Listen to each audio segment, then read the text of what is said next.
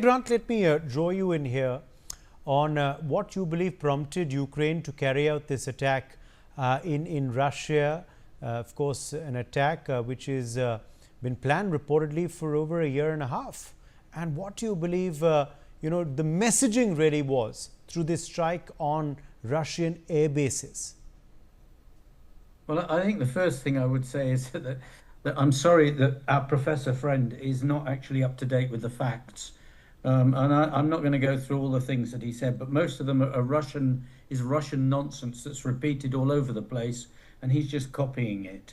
Let's be civil, Glenn. Let's not call what an esteemed point by nonsense. Let's not get personal or make such remarks. But yes, you can of course rebut what he said without resorting to such unparliamentary language. Please go ahead. Resorting to anything. I'm just saying. I want to ask a question. And what has happened? Has the war stopped? All no, sir, and nor is it going to in a hurry. Russians. That's all. I don't want to say anything more with that. Thank you. No, thank you, sir. Right. This attack has been planned and been working on for 18 months. So the fact that it comes out now is purely coincidental. It's not anything to do with the current talks. That's the first thing. Secondly, the current talks that are going on, the two sides are as far apart as they've ever been. Russia invaded Ukraine.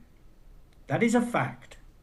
Russia invaded Ukraine and continues to fight and continues to demand more and more of Ukraine every day. That is a fact. You cannot separate Zelensky from the country because he is the president and he is doing what the country wants. And that's a fact. And I was there last week in Ukraine. So I did not find anybody at all, with all the many people that I spoke to, who was anything other than positive about the fact that Russia must not be allowed to take the sovereignty of Ukraine. This is not about peace coming nicely. Ukraine has already said what it will accept for peace, and those things, I'm not sure if the professor has read them, but those things are very clear. They are willing to stop on the current battle line. Russia is not. Russia demands more. They want their children back and they want their prisoners back. They are willing to go for a full prisoner swap. That is fine. They want a 30-day ceasefire, which can then go on for another 30 days. Russia says no. Russia wants all its demands first before there is a ceasefire. That's a fact. Russia has said so. Lavrov has said so in the last week. So here we are. We have two sides that are far apart from each other. This attack will have done something rather special in that it's actually made Russia realize that if you go to war against another country, you expect that country to fight back. You've been doing it with Pakistan. So I think that you have no feet to stand on in that respect. So we are where we are. No, that's a very bizarre. That's a very bizarre sort of comparison that you're making, Glen Grant. Pakistan foments terror against India, and if India strikes terror targets in Pakistan, that cannot be equated to what is happening between Russia and Ukraine. So I'd appreciate you keep that out of this conversation because it has nothing to do with this conversation. No, it does, because you fought back against terror. Yes. You did that quite rightly so. Rightly so. So I'm not criticizing you. I'm saying you did that. But Ukraine, quite rightly, is allowed to fight back against the terror from Russia. Okay, which they've done through this attack, as you're saying. Now, as far as, of course, these talks in Istanbul are concerned, what sort of impact, though, do you believe this attack will have on those deliberations? As you said, it's something that was being planned for a while. It was not designed to happen just before the talks, but it has. What shadow then will it cast on the negotiations? Well, I think the first thing is that the Ukrainian side will go in a lot happier than they've been to previous negotiations. And I think that the Russian side will go in very rattled about what has happened. Because they've just been shown that they're not the omnipotent second army in the world that they think they are. So there's going to be perhaps an opening there, but for Russia to actually to to be softer on Ukraine than it's been demanding in the last few weeks. Ukraine has already made its offers, and its offers are clear. So I don't see any change there on the Ukrainian side. They've compromised a huge amount already.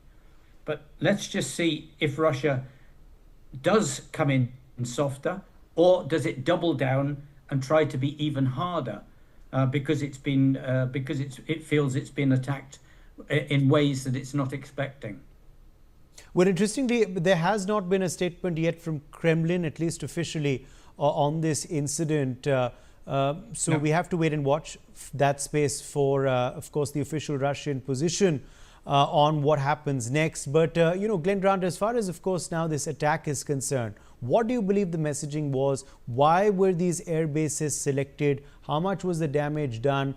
We are learning that, some trains also and bridges have been affected as a result of these explosions. Okay, taking them slightly out of order, the bridges were actually nothing to do with Ukraine. They were just bad workmanship on old Soviet bridges, concrete bridges that have fallen down. This is not the first. Other bridges have fallen down in Russia because they've not been properly maintained. The attack on the air bases was because those aircraft have been used against Ukraine to deliver cruise missiles and bombs, and it was probably understood that there would be no short-range air defense around those airfields because people were expecting long-range drones, long-range missiles for the attack. I just add, if you hadn't already seen it, that apparently the air defense commander in Russia has fallen out of a window. So that was a good choice to attack those. Also, attacking them in the rear was also a good choice because it now opens up the fact that Russia cannot feel comfortable wherever it is, that they now know that Ukraine will attack them in many more places. And yes, the other attacks have taken place, which we're reading about. I think there will be more to come. Okay, now you, of course, have been advising the defense minister of Ukraine earlier. As far as, of course, this attack is concerned, we are learning that it was being planned for almost over a year and a half. Is that correct? That's what they say, and I think I quite believe that because of the complexity. I mean, to take drones inside Russia and then build them into lorries. Do you believe more such attacks than have been planned? Say that again. Do you believe more such attacks than have been planned as well?